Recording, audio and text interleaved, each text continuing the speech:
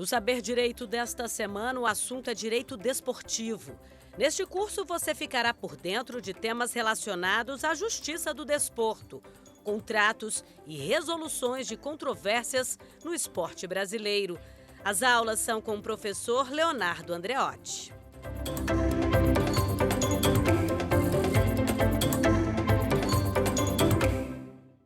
Meu caro amigo telespectador, meu nome é Leonardo Andreotti, sou advogado do esporte, especialista na área de governança esportiva e é um prazer, uma grande honra estar aqui com vocês no programa Saber Direito, falando de um tema, como eu sempre digo, muito importante, principalmente a partir das últimas 2 décadas em termos de evolução, além de um tema extremamente apaixonante, que é o direito desportivo.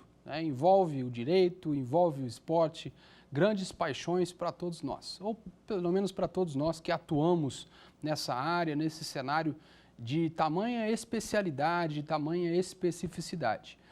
Eu preciso congratular e agradecer a oportunidade de estar aqui nesta 5ª aula, nessa série de 5 aulas que foram organizadas e produzidas por este programa, porque nos dá a oportunidade de democratizar um pouco a informação, e fazer chegar essa informação, essas possibilidades, principalmente de atuação acadêmica e profissional, àqueles que ainda não tiveram a oportunidade de entender e de conhecer um pouco dessas nuances esportivas e principalmente nuances jurídicas esportivas. Na primeira aula dessa série de 5 aulas, nós tivemos a oportunidade de falar sobre direito desportivo, esporte, o sistema brasileiro do desporto, o sistema nacional do desporto e as especificidades dessa temática, desse sistema, envolvendo evidentemente em um grau muito elevado o aspecto talvez mais relevante dessa ciência esportiva, que é o associativismo, entendendo o contexto das federações esportivas, a complexidade dessa estrutura associativa, essa estrutura federativa, que é sempre muito importante na medida em que são as estruturas que regem as modalidades esportivas. Estou falando do plano nacional e também do plano internacional, na medida em que tudo isso se insere num contexto de uma lex esportiva e, portanto, de uma especialidade, e, portanto, de uma regulamentação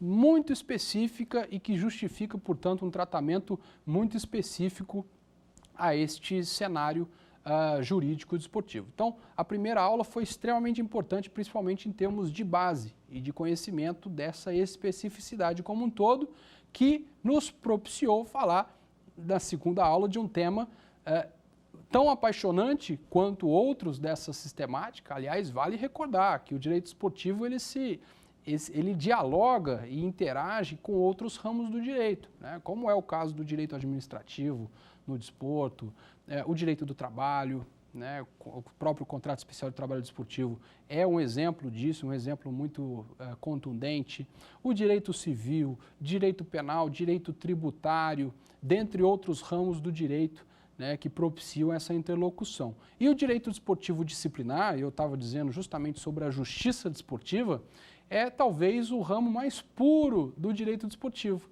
em que não há essa interlocução, apesar de que existem as nuances procedimentais e que precisam ser observadas dentro de contextos principiológicos, é o caso do devido processo legal, da ampla defesa, do contraditório, na medida em que nós temos um sistema disciplinar e, portanto, sancionatório. E dentro desse contexto nós precisamos observar normativos pré-estabelecidos e dentro de toda essa garantia que nos traz a própria Constituição da República Federativa do Brasil. Mas falando de justiça desportiva, nós vimos elementos muito interessantes que inclusive elevam o nosso direito desportivo brasileiro a um patamar muito importante do ponto de vista internacional, na medida em que se trata essa justiça desportiva brasileira de um sistema muito elogiado, na medida em que representa até uma certa democratização, uma certa independência efetiva dos órgãos disciplinares ante as suas entidades de administração do desporto. Claro, não podemos generalizar, estamos longe de ter um sistema ideal ou perfeito, né? Acho que o sistema comporta aprimoramentos, eu acho que essa é a pauta, essa é a ordem do dia, mas o fato é que, diante dessa dicotomia público-privado, que nós sempre mencionamos nas nossas aulas, a Justiça Desportiva e o seu sistema acaba sendo um exemplo muito concreto de toda essa preocupação, na medida em que, apesar de ser um sistema privado e que consta de um estatuto social da respectiva entidade de administração do desporto, até por uma determinação legal, vale recordar lá o artigo 23 da Lei Pelé, o fato é que toda a normativa aplicável a esse sistema privado é uma normativa oriunda do setor público. O Código Brasileiro de Justiça Desportiva, como nós vimos, é uma resolução do Conselho Nacional do Esporte e é aplicável no âmbito dessas entidades de administração do desporto. Os componentes desse sistema disciplinar, os chamados auditores da Justiça Desportiva, os chamados procuradores da Justiça Desportiva, né, são componentes indicados nos termos da legislação, que inclusive impõe a indicação por membros externos ao próprio sistema, né? A exemplo dos indicados pela OAB, no plano nacional pelo Conselho Federal da OAB e no plano regional pela seccional da OAB respectiva, a considerar a federação regional, né, determinada de cada uma das modalidades. É um sistema muito interessante e que valeu, portanto, né, a nossa consideração, para fins de entender um pouco dessas especificidades. Na terceira aula, nós tivemos a oportunidade de adentrar um pouco no aspecto contratual, e aí um pouco mais no que se refere à indústria do esporte. Com muito mais razão, muitas vezes, falando de uma indústria do futebol, na medida, né, do seu componente econômico, que é muito mais acentuado, em larga medida, em várias ocasiões, do que outras modalidades, né, pelo menos do ponto de vista nacional brasileiro. E, ao falar em indústria do futebol, nós falamos, obviamente, da autonomia privada, né, da antiga autonomia da vontade das partes. Isso é um contexto importantíssimo e que precisa ser considerado no sentido de que tudo que nós falamos no esporte, defendemos, atuamos, discursamos, vem dentro de um contexto de negociação. Tudo no esporte é negociado. Claro que, quando nós falamos de um contrato especial de trabalho desportivo, de relações de trabalho no desporto e outras de caráter consumerista, por exemplo, evidentemente que nós estamos falando de situações que demandam maior proteção pelo Estado. O fato é que, do ponto de vista contratual, primário, do que se refere à indústria do esporte, dentro do contexto de uma autonomia esportiva, nós estamos dentro de um contexto muito rico em termos de conteúdo jurídico esportivo a ser considerado no âmbito da sua peculiaridade, no âmbito da sua especificidade. E, obviamente, que são inúmeros os contratos desportivos, mas nós focamos basicamente nos contratos de patrocínio, publicidade, né, intermediação de atletas, né, os antigos agentes FIFA, novos intermediários, e que posteriormente podem vir a se tornar de novo os agentes FIFA, diante de uma nova e possível e provável, inclusive, regulamentação da matéria pela Federação Internacional de Futebol, enfim, dentre outras questões de grande relevância. E na quarta aula nós tivemos a oportunidade de falar de um tópico muito importante para o direito desportivo, que são as relações de trabalho no desporto, né? Desde a parte formativa, de formação do atleta, e que o legislador se preocupou, inclusive, em trazer um arcabouço jurídico que permitisse uma segurança jurídica contratual ao clube formador e, em contrapartida, garantisse requisitos mínimos que assegurassem, né, que pudessem assegurar uma formação digna do atleta, não somente como atleta, mas como cidadão, a exemplo do acompanhamento escolar, que é extremamente importante neste momento. Isso precisa ser observado, precisa ser fiscalizado, né? O atleta menor é o futuro do nosso esporte. E o esporte, como todos nós sabemos, exerce uma função extraordinária, extremamente importante no âmbito social, no âmbito da sociedade. Precisamos preservá-lo, até porque o esporte sempre foi muito utilizado, né? A exemplo disso, nós temos a utilização do esporte como instrumentos de soft power, né? Isso, enfim, vale uma nova conversa, uma outra aula, uma outra oportunidade, mas só para a gente entender que o próprio governo, o próprio Estado, sempre se valeu do esporte para atingir alguns dos seus objetivos. E está aí a importância do esporte que não pode ser desconsiderada. E isso, evidentemente, justifica o próprio artigo 217 da Constituição, que determina ao Estado a obrigação de fomentar o desporto e, portanto, no âmbito público, como direito de cada cidadão brasileiro. Está aí a importância do esporte que precisa ser considerada. Quando nós falamos de contrato especial de trabalho desportivo, evidentemente nós falamos de uma seara, de um setor que é extremamente rico em termos de conteúdo e principalmente de conteúdo jurisprudencial. E a evolução dessas práticas, a evolução da jurisprudência, da doutrina, está ligada, né, de forma muito direta à evolução acadêmica. E, portanto, sempre faço o convite para que nós possamos, juntos, estudar o tema, tentar trazer uma evolução para essa seara, porque o direito desportivo, apesar, né, de ser um ramo bastante antigo, no sentido de que as regras esportivas iniciaram todo esse movimento, lá atrás, pelo menos em 1875, com o surgimento de federações internacionais, o fato é que a aplicação deste ramo do direito ela é bastante recente, e sendo recente, evidentemente, nos traz elementos muito novos, muito inovadores. E sendo novos e inovadores, evidentemente que a sua evolução ela é muito rápida, principalmente nos dias de hoje, com as novas tecnologias. A exemplo disso, nós temos, evidentemente, né, como talvez o exemplo principal, os jogos eletrônicos, os esportes, né, como um todo, que traduzem essa evolução fantástica na atividade esportiva, que outrora era uma atividade puramente desportiva, lúdica, recreativa e que hoje, evidentemente, se enquadra num fenômeno extremamente econômico. E onde está a economia, evidentemente, está também o direito. Óbvio que onde está o direito está a necessidade de regulamentação, seja ela normativa, privada, pública, nacional ou internacional, ou contratual. Quando as partes contratantes, né, num negócio jurídico, chegam a um acordo sobre determinado aspecto, sobre determinado objeto contratual, evidentemente que esse acordo é transferido para o papel e os direitos e obrigações das partes são colocados de uma forma concreta a serem observados. Isso faz parte da autonomia das partes, a autonomia da vontade das partes, a autonomia privada, que evidentemente, se bem exercida, trará como consequência uma regulamentação interna, interpartes, daquilo que propuseram as partes naquele negócio. E nós já entendemos, né, desde a oportunidade das aulas voltadas aos contratos desportivos, que os contratos, embora sejam feitos entre as partes, são contratos que ou dialogam com outras normas, né, sejam elas privadas ou públicas, evidentemente, são contratos que demandam a observância de princípios gerais de direito, as cláusulas gerais dos contratos, o princípio da boa-fé objetiva, a função social dos contratos e dentre outras questões, né? Nós não podemos mais falar de contratos puramente interpartes. Nós temos aqui vários reflexos que devem ser considerados. E tudo isso é muito interessante. Por quê?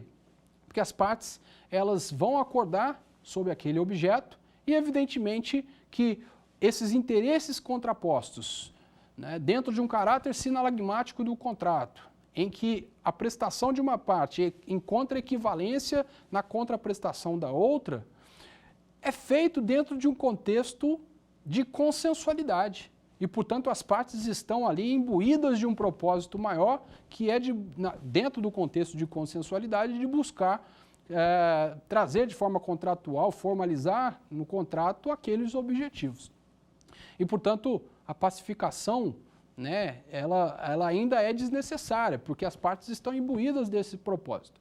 O problema é que nós estamos diante, aliás, não é um problema, isso é questão natural, estamos diante de um comportamento humano, de um relacionamento humano. E quando nós falamos de relacionamento humano, nós evidentemente, colocamos como ingredientes deste contrato e da própria execução deste contrato questões outras, né, que estão ligadas à própria personalidade das suas partes contraentes, das suas partes contratantes. E é importante entender, sobretudo, que o cenário em que as partes estavam quando firmaram o contrato, no decurso do tempo, no decorrer e no lapso temporal, né, deste contrato, poderá mudar.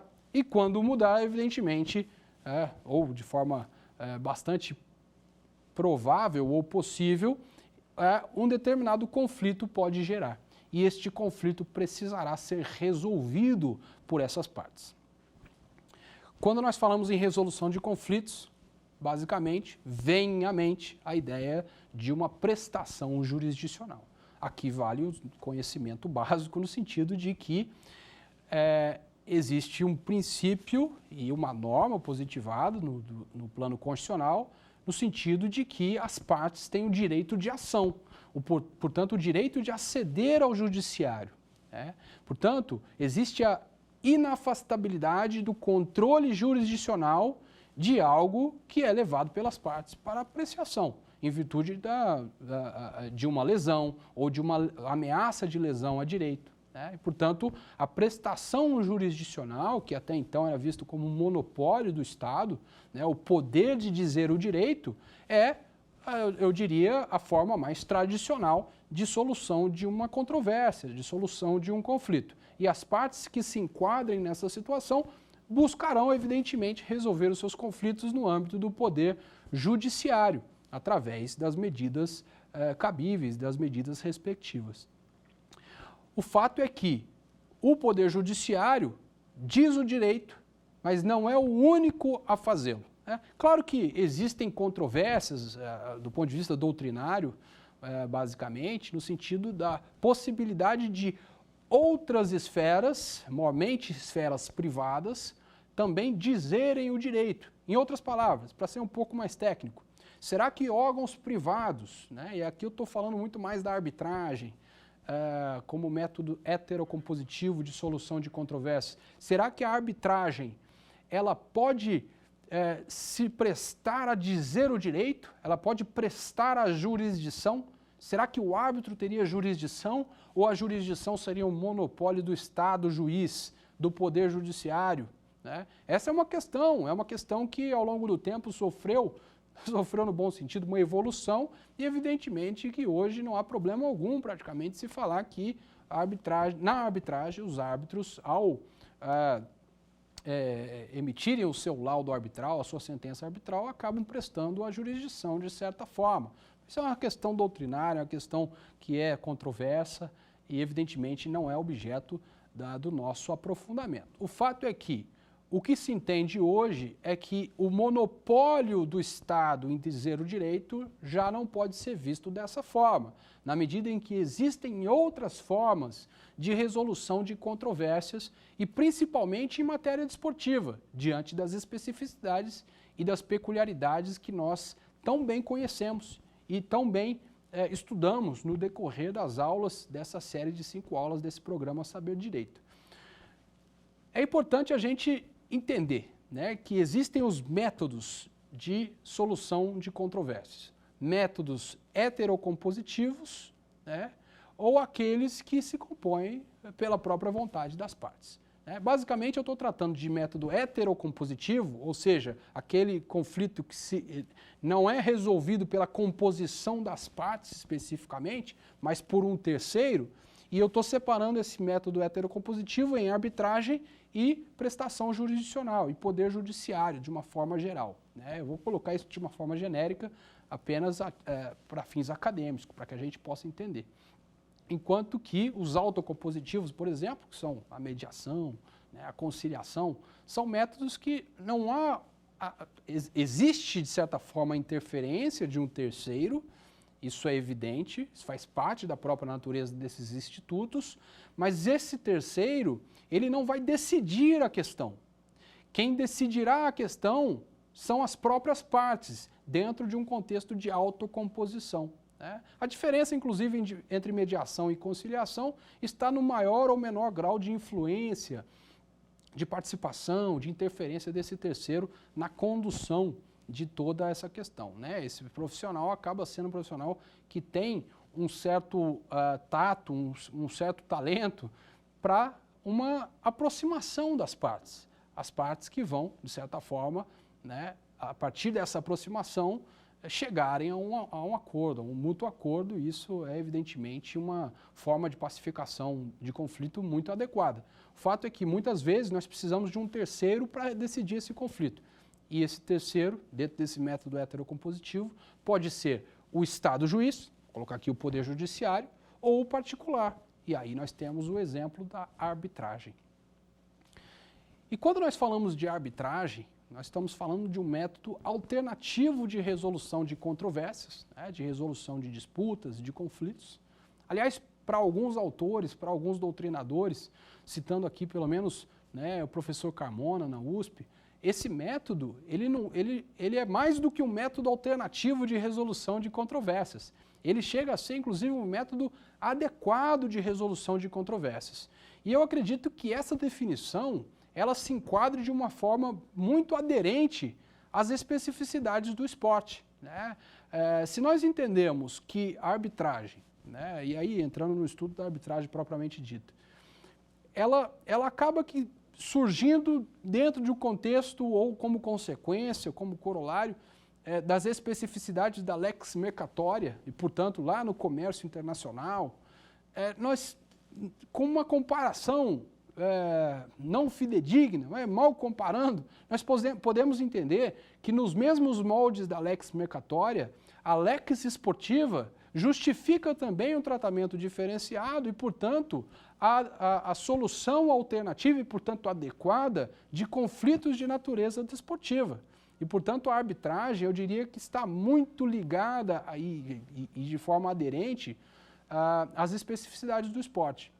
É por isso que quando nós falamos de arbitragem, nós falamos de arbitragem esportiva de uma forma muito natural, até porque vem como uma consequência das próprias peculiaridades da atividade esportiva, né? Para citar aqui alguns exemplos de arbitragem e matéria especializada, eu posso dizer que existe, obviamente, a arbitragem comercial, com todas as câmaras que nós conhecemos tão bem, tão tradicionais, né? Existe a arbitragem para assuntos de propriedade intelectual. Vejam que estou falando de uma questão muito específica e que, portanto, por conta dessa especificidade, demanda e justifica a existência de um tribunal arbitral próprio para essa questão. Então, a própria Organização Internacional de Propriedade Intelectual conta com um tribunal de arbitragem para esta matéria especificamente. E o tribunal de arbitragem em matéria de esporte.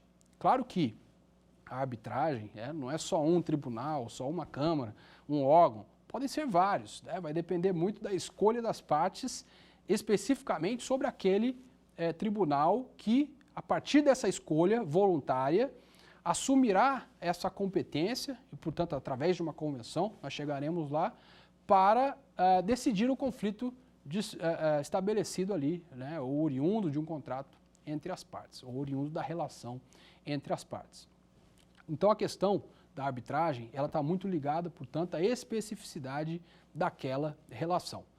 No esporte, nós temos um exemplo muito interessante, muito importante. E embora nós possamos ter vários tribunais arbitrais e que dependerá, portanto, da escolha das partes, a competência de um ou outro para a resolução de uma determinada questão, nós não podemos negar que existe um exemplo balizador no mundo inteiro, que é o Tribunal Arbitral do Esporte. E quando a gente fala de Tribunal Arbitral do Esporte, nós estamos falando de um tribunal de arbitragem em matéria desportiva com sede em Lausanne, na Suíça. Aliás, vale aqui uma consideração, né? Se você já se perguntou isso, já foi atrás, vai entender que muitas das federações internacionais são sediadas na Suíça, né? Isso por uma razão muito simples. O regime jurídico na Suíça, o ordenamento jurídico suíço, privilegia muito a autonomia das associações. As associações civis sem fins lucrativos são autônomas em maior grau, em maior medida, na Suíça. Nós sabemos que existem estados nacionais em que a intervenção do Estado é muito mais acentuada, muito mais frequente. Existem estados nacionais em que essa autonomia é quase que absoluta. Existem estados nacionais em que existe um equilíbrio muito grande entre autonomia e intervenção. Eu diria até que o Brasil assume essa posição, né?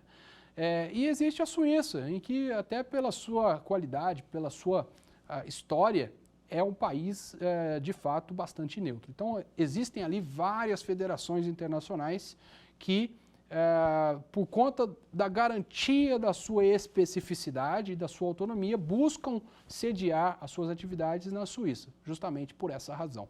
Então existe ali na Suíça um Tribunal de Arbitragem em Matéria do Esporte, que foi criado em 1983 e que joga um papel extremamente importante em termos de jurisdição esportiva no plano mundial, né? Vale até um histórico para a gente entender um pouco sobre o Tribunal de Arbitragem em Matéria Esportiva, o famoso TAS-CAS. E por que TAS-CAS? Porque TAS é uma sigla francesa para Tribunal Arbitral do Esporte e CAS é uma sigla inglesa, né, em inglês, para Corte de Arbitragem em Matéria de Esportes. Né? Essa é a diferença. É por isso que muitos falam o TAS-CAS. Na verdade é TAS ou CAS, dependendo do idioma. Mas para a gente entender um pouco da história do TAS, né, o Tribunal de Arbitragem em Matéria do Esporte, né, ou a Corte de Arbitragem em Matéria do Esporte, é um tribunal surgido em 1983. E para a gente falar um pouco da história do CAS, ou do TAS, nós remontamos um pouco antes, 2 anos antes, em 1981, com a presidência do Comitê Olímpico Internacional exercida naquele momento pelo espanhol Juan Antônio Samaranch. O espanhol Juan Antônio Samaranch, ele tinha o propósito, né, tinha como propósito reorganizar juridicamente o Comitê Olímpico Internacional, criar uma instância arbitral que pudesse resolver de forma definitiva, imparcial, independente, conflitos oriundos das federações internacionais. E ele contava, dentre os membros do Comitê Olímpico Internacional, com um juiz da Corte Internacional de Justiça em Haia, né, que era o juiz Keba Mebaye, um juiz senegalês, se eu não estiver muito equivocado. Então ele chama esse magistrado e fala, olha, eu quero reorganizar e você tem essa função. Foi quando vem a proposta de criação deste Tribunal de Arbitragem em Matéria Desportiva, o TAS. Então, de 81 a 83, 2 anos se passaram, a proposta foi apresentada e em 1983 foi aprovado no âmbito do Comitê Olímpico Internacional a criação do Tribunal Arbitral do Esporte. Né? Em 1984 começam ali os primeiros casos a surgir, né, no âmbito do tribunal. São poucos casos, evidentemente, o tribunal ainda significava uma aposta, mas o fato é que, e vale a gente salientar isso, vale a gente entender, que o tribunal foi criado justamente para funcionar como uma instância independente, imparcial, das decisões emanadas pelas federações internacionais. Justamente para se afastar a dúvida que ficava sobre a parcialidade ou não na imposição de decisões pela federação. Né? E isso fortalece, evidentemente, o próprio sistema e a autonomia desse sistema esportivo. Uma autonomia sempre muito combatida, defendida pelo Comitê Olímpico Internacional e pelas federações internacionais como um todo.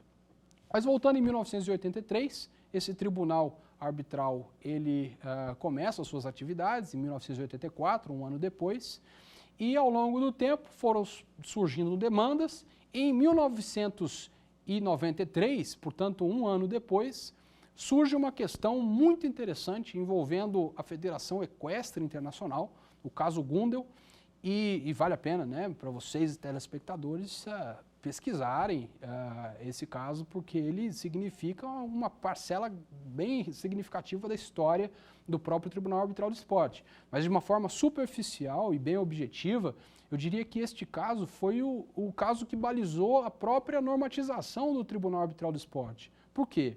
Porque esse caso chegou ao Tribunal Federal Suíço. Né? Aqui vale uma parte. Sempre que falarmos em arbitragem, nós estamos falando de um órgão privado, composto de um árbitro único ou um painel de 3 árbitros, por exemplo, que vai decidir de forma definitiva uma questão. O que quer dizer isso? de forma definitiva uma questão?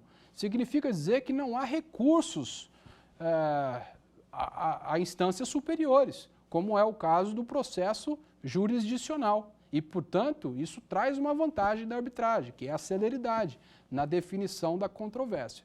Agora, isso não quer dizer que as partes não possam procurar o Poder Judiciário, mas em se tratando de arbitragem, eu só posso buscar o Poder Judiciário para tratar de questões formais, eventuais vícios no procedimento arbitral, nunca em matéria de mérito. Portanto, se respeita muito o aspecto de conteúdo, de substância da decisão arbitral. Então, para a gente entender o que são matérias formais, a exemplo de o desenvolvimento adequado da arbitragem, se o árbitro tinha efetivamente a possibilidade, né, originada das partes ali, oriunda das partes, de decidir aquele conflito, se o direito ao contraditório e à ampla defesa foram respeitados, se o devido processo legal foi respeitado. Tudo isso é questão formal. Se isso não for observado, evidentemente que o judiciário, e isso já aconteceu muitas vezes, inclusive no âmbito do Tribunal Arbitral do Esporte, né, vai anular a decisão arbitral e vai mandar, evidentemente, julgar novamente essa questão.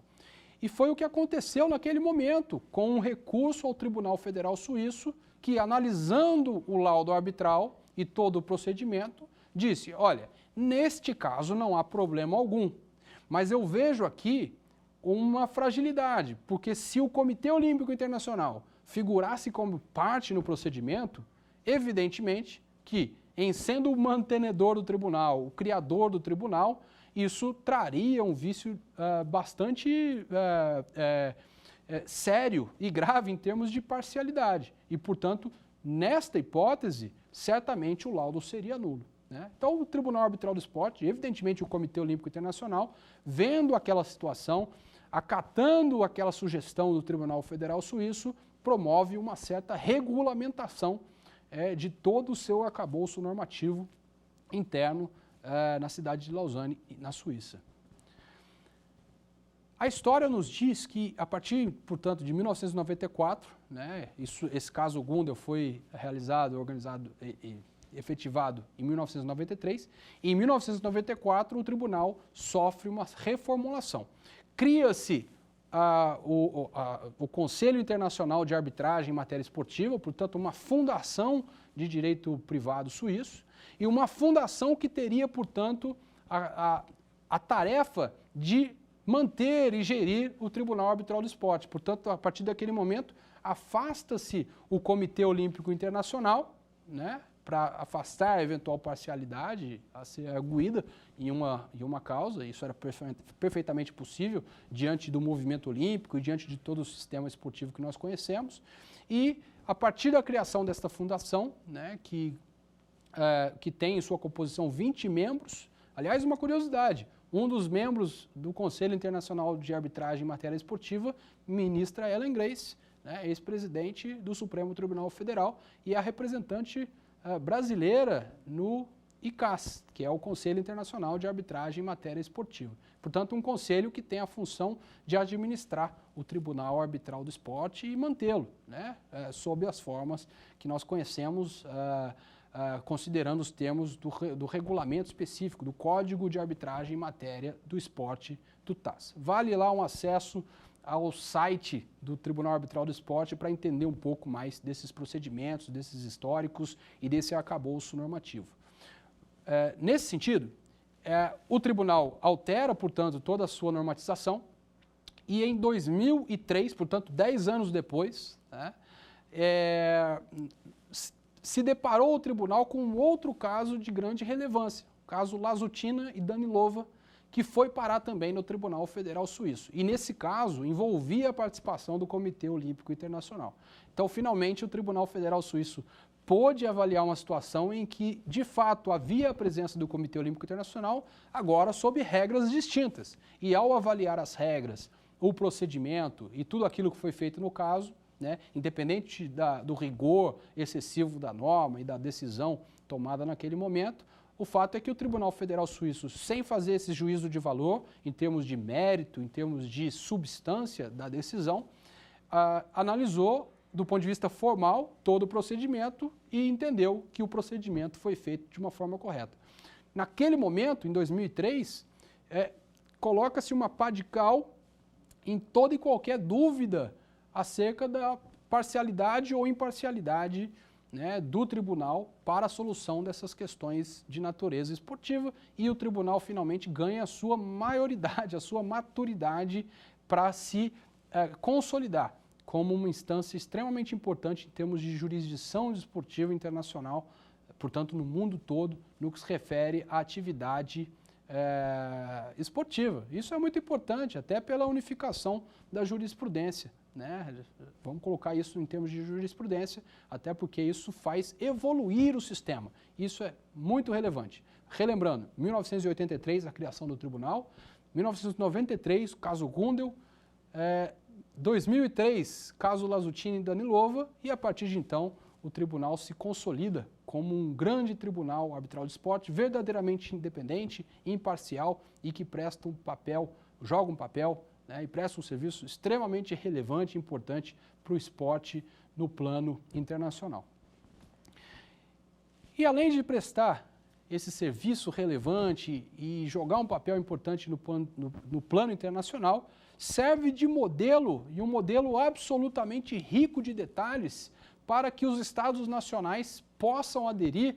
E quando eu falo estados nacionais, eu estou falando, evidentemente, do ponto de vista privado, das organizações esportivas, né, das entidades de administração do desporto, dos comitês, enfim, das entidades que, por sua própria natureza, diante daquilo que se propõe a fazer, a partir dos seus dispositivos estatutários, possam se valer de um tribunal de arbitragem para solucionar de forma definitiva e alternativa, e portanto adequada, controvérsias de natureza desportiva. E portanto, né, precisamos trazer também um dado bastante relevante, no sentido de que a arbitragem, como todos nós sabemos, sempre foi muito resistida, né, diante de suas características, né, tirar do poder judiciário, apesar de comum acordo entre as partes, a jurisdição e colocá-la na mão de um particular ou um painel de particulares é algo que sempre foi muito resistido, apesar de que ao longo do tempo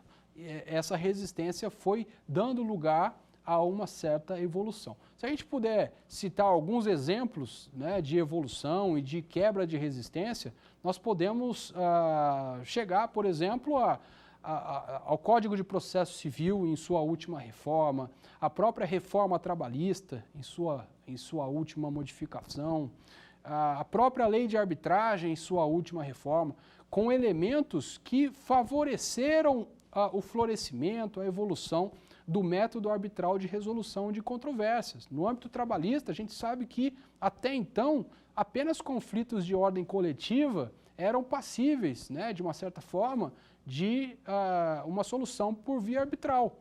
Hoje, com a reforma trabalhista, claro, visto com uma forma cautelosa, evidentemente, diante da vulnerabilidade, do princípio da proteção, permitiu que particulares e, portanto, trabalhadores, não do ponto de vista coletivo, mas do ponto de vista do direito do trabalho individual, do direito individual do trabalho, pudessem se valer da arbitragem para solucionar conflitos desde que cumpridos alguns requisitos. A exemplo do teto remuneratório, né? Se o atleta, no caso do esporte, ganha mais do que o dobro dos benefícios, né, relacionados à Seguridade Social, vamos colocar aqui um valor de R$12.000 atualmente, só para a gente ter um parâmetro, se ele ganha mais do que isso, ele já chega a um patamar de possibilidade de utilização de um método arbitral para solucionar as suas controvérsias.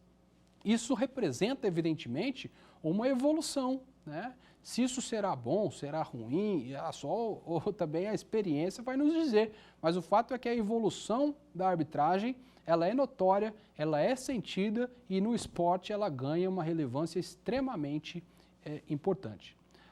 Além disso, vale salientar que a arbitragem sempre foi algo muito prestigiado e incentivado pela própria Federação Internacional de Futebol.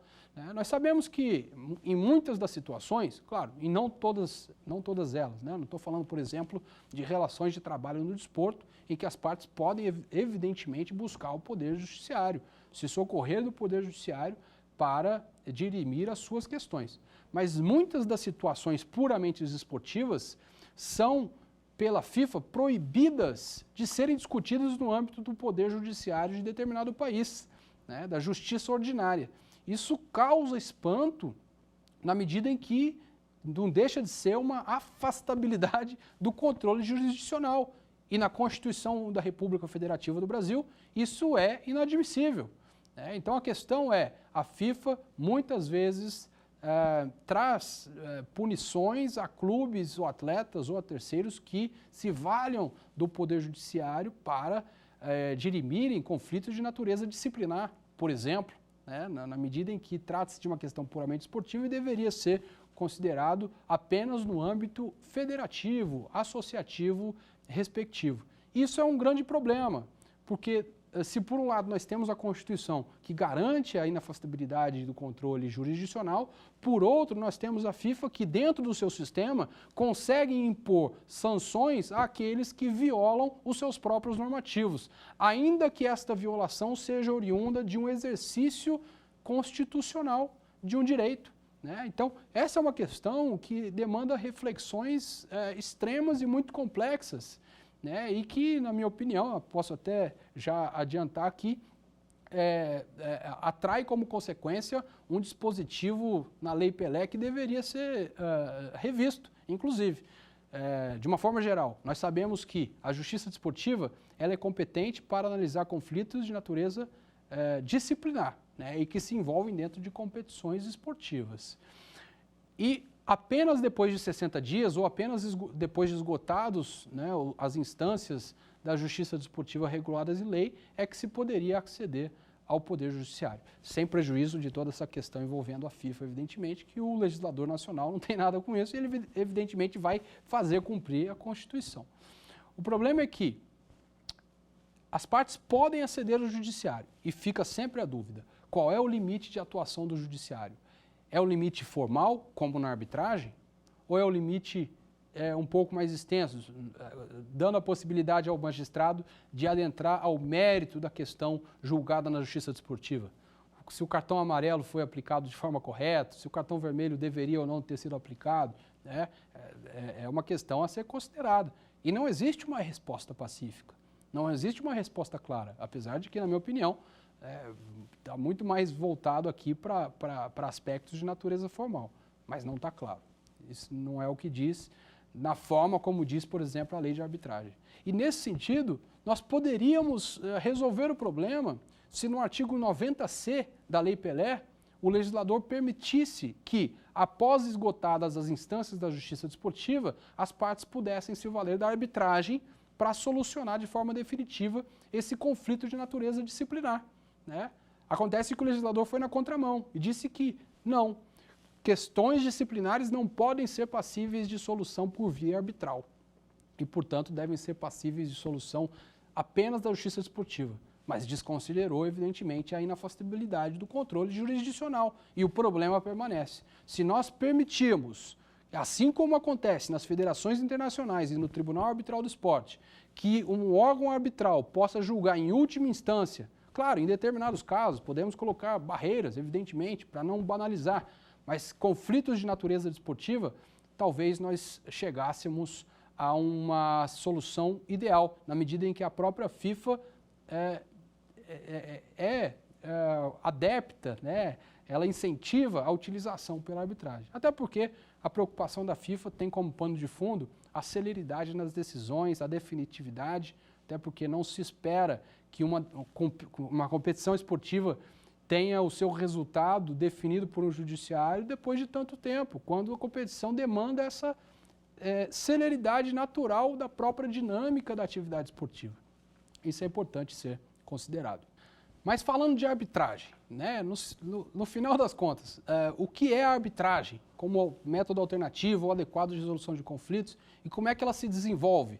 Basicamente, é um instituto que está muito ligado à autonomia privada. a autonomia da vontade das partes. Portanto, as partes, a partir de uma convenção de arbitragem, né, ou uma cláusula compromissória, ou um compromisso arbitral, elas dão poder ao árbitro ou ao painel de árbitros para que este painel ou este árbitro, a partir da convenção oferecida e aplicada, possam, né, decidir de forma definitiva o conflito. Portanto, a arbitragem, evidentemente, é muito mais flexível, na medida em que as partes participam mais do processo e do procedimento. As partes podem estabelecer, numa cláusula compromissória, por exemplo, ou no compromisso arbitral, que o direito material a ser aplicado é o direito X.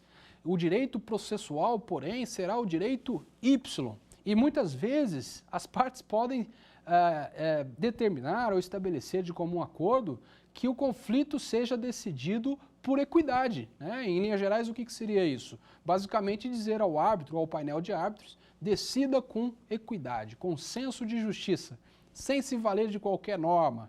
Claro que dentro desse contexto, se o árbitro ou o painel de árbitros entender que para chegar-se à justiça, né, ele tem que se basear num determinado direito, ele poderia fazer, até porque a equidade é mais ampla. Se ele pode mais, ele pode menos, mas isso é uma outra questão. O fato é que as partes, de comum acordo, dão esse poder ao árbitro ou ao painel arbitral para que o árbitro ou esse painel arbitral possam decidir de forma definitiva esses conflitos.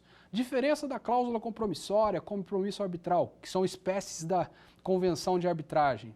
Basicamente, o momento de instauração desse conflito. Na cláusula compromissória, as partes já regulam de antemão que se o conflito vier a existir em algum momento, talvez ele nem exista, mas se ele vier a existir, as partes já estão estabelecendo a possibilidade de resolução por via arbitral. No compromisso arbitral, é como se as partes não tivessem regulado essa parte, essa situação, essa hipótese, e o conflito existiu e se instaurou de alguma forma. E as partes, acredito que ocorre com menos frequência, mas as partes, analisando o conflito, entendem, pelas vantagens da arbitragem, que seria conveniente que elas levassem esse conflito à apreciação de um árbitro ou de um painel de árbitros. Então, elas firmam um compromisso arbitral, portanto, quando o conflito já existe. E por falar de vantagens da arbitragem, né, nós podemos citar a especialidade dos árbitros, a celeridade nos procedimentos, a definitividade, né, da sua decisão e, portanto, da solução desse conflito, uma maior conformação das partes com o resultado prático do conflito, né, na medida em que as partes participaram mais ativamente desta solução. Então, quando as partes participam mais, evidentemente que a solução tende a ser mais conforme aos seus interesses. Talvez elas estejam mais satisfeitas, né? Além disso, a confidencialidade que pode ser estabelecida, né, para resguardar alguns elementos, algumas questões contratuais que de repente foram contratadas dessa forma lá atrás, a partir de uma cláusula de confidencialidade.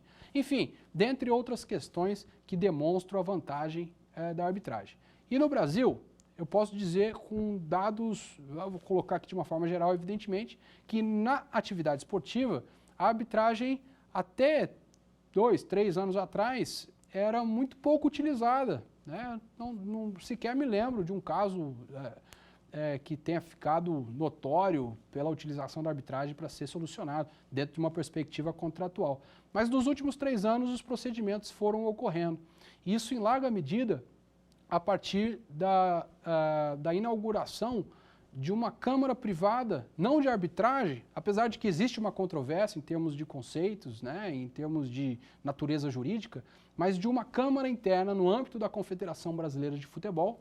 Isso assemelhando-se a um sistema, né, organizado pela própria FIFA e sugerido pela própria FIFA dentre todas as associações nacionais de futebol. Isso não quer dizer que todas têm, todas possuem, mas um sistema que tende a ser disseminado entre as associações nacionais de futebol, e a CBF propôs esse sistema, inaugurou esse sistema através da Câmara Nacional de Resolução de Disputas, que veio a suceder, inclusive, a Câmara de Resolução de Litígios, a CRL, a antiga CRL, o Comitê de Resolução de Litígios, melhor dizendo, da CBF, e que atende ali a questões contratuais envolvendo clubes e atletas, clubes e agentes, os intermediários, intermediários e atletas e outras partes do sistema, dentro de uma perspectiva contratual, inclusive em matéria trabalhista. Mas aí tem uma outra questão muito delicada e que merece ser considerada de uma forma um pouco mais cautelosa, na medida da competência do Poder Judiciário Trabalhista para dirimir essas questões. Mas o fato é que a Câmara Nacional de Resolução de Disputas resolve essa controvérsia, portanto, no âmbito administrativo, com a possibilidade de recurso ao Tribunal Arbitral elegido pela CBF no âmbito de seu estatuto. Portanto, existe um sistema de aceitação voluntária a essas regras, portanto, constantes em regulamentos, em estatuto, que propiciam a possibilidade de que um órgão arbitral possa julgar em grau de recurso, portanto, numa instância recursal, decisões aplicadas, definidas de forma administrativa pela Câmara Nacional de Resolução de Disputas. E todo esse movimento fez gerar uma maior intensidade nos casos resolvidos por arbitragem no Brasil. Enfim, é uma questão muito interessante.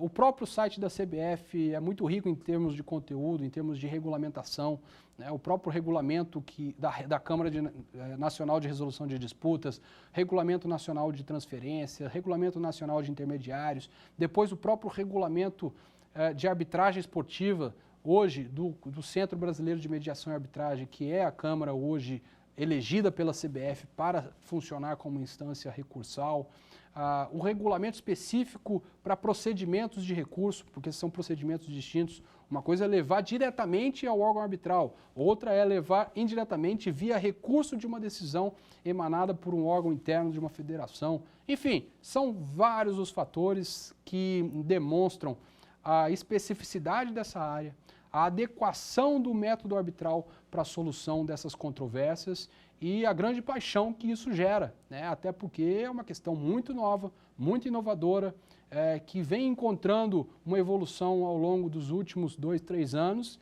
e que certamente veio para ficar, a partir de uma evolução muito notória e que depende em larga medida de muitos estudos para o seu desenvolvimento. Mas é isso, vamos ver se esse conteúdo ficou bem fixado, né, na mente dos nossos telespectadores. Vamos entender isso a partir de um teste de conhecimento com o nosso quiz.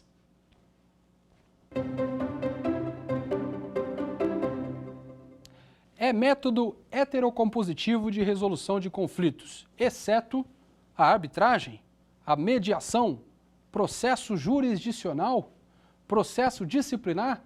Qual deles não seria um método heterocompositivo? Na aula nós falamos sobre isso. Vamos ver a resposta correta? A mediação. A mediação, como nós vimos, é um método autocompositivo de resolução de controvérsias. Então vale aqui o nosso ensinamento. Vamos para o segundo quiz. A arbitragem pode ser utilizada para resolver as controvérsias que envolvam direitos patrimoniais disponíveis? É a letra A. Letra B, toda e qualquer controvérsia, inclusive na administração pública?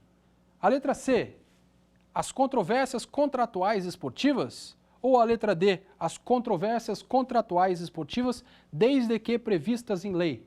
Qual será a nossa resposta correta? É a letra A, a nossa resposta correta. A arbitragem ela pode ser utilizada para resolver as controvérsias que envolvam direitos patrimoniais disponíveis. Aqui é muito importante a gente observar que a própria lei de arbitragem é muito clara nesse sentido. Direitos patrimoniais disponíveis permitem a solução por via arbitral. Direitos indisponíveis, as partes não podem dispor, portanto, não podem ser objeto de solução por via arbitral. Isso por uma determinação legal e, portanto, nós precisamos entender isso sob pena de nossa ineficiência, ineficácia de um laudo arbitral formado a partir de uma situação como essa. Então, para valorizar a arbitragem, é importante que nós saibamos todos os pressupostos de constituição, de desenvolvimento, né, para chegar a um resultado justo, correto e que possa ser execuível, principalmente. E vamos para o nosso terceiro e último quiz.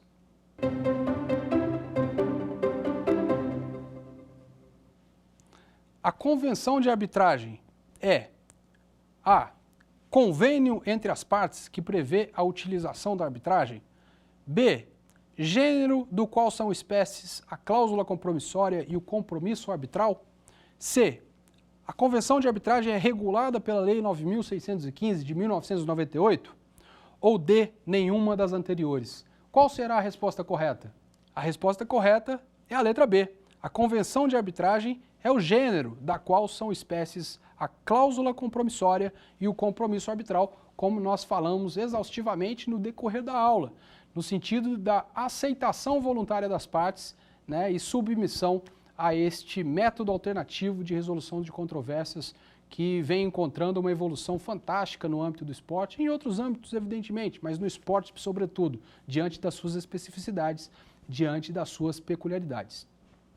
Essa foi a 5ª aula da série de 5 aulas sobre direito desportivo, uma matéria apaixonante, importantíssima na medida em que cada vez mais alcança uma importância em termos de fenômeno econômico, evidentemente, e que a atuação profissional acaba sendo cada vez mais requisitada, cada vez mais frequente. Então, se você gostou dessa série de aulas, certamente vá atrás das informações, procure se aprofundar ainda mais. Existem associações, institutos que se prestam a este papel de desenvolvimento e difusão dessa área do direito desportivo. Para citar aqui o Instituto Brasileiro de Direito Desportivo, com 20 anos de existência, do qual tenho a honra de ser o presidente, né, e procurar, evidentemente, se capacitar. O mercado ele está aberto àquele que se qualifica. Portanto, eu convido você a se juntar a mim e a todos aqueles que estudam o direito desportivo e contribuírem com a evolução desse ramo do direito, né? Estou à disposição de vocês nas redes sociais, Instagram para quem quiser, @Andreotti_Leonardo, no LinkedIn, enfim. Espero vê-los presencialmente em algum momento para que a gente possa trocar informações, trocar experiências, mas eu agradeço muito a paciência de vocês, a compreensão e, obviamente, o convite do programa Saber Direito para debater um tema tão importante como o direito desportivo, um tema que é a nossa paixão. Muito obrigado e nos vemos por aí. Quer dar alguma sugestão de tema para os cursos do Saber Direito? Então mande um e-mail para a gente, saberdireito@stf.jus.br, ou entre em contato pelo WhatsApp. O número é esse que aparece na sua tela. Você também pode estudar pela internet. Acesse nosso site tvjustiça.jus.br, ou pode ainda rever as aulas no canal do YouTube TV Justiça Oficial.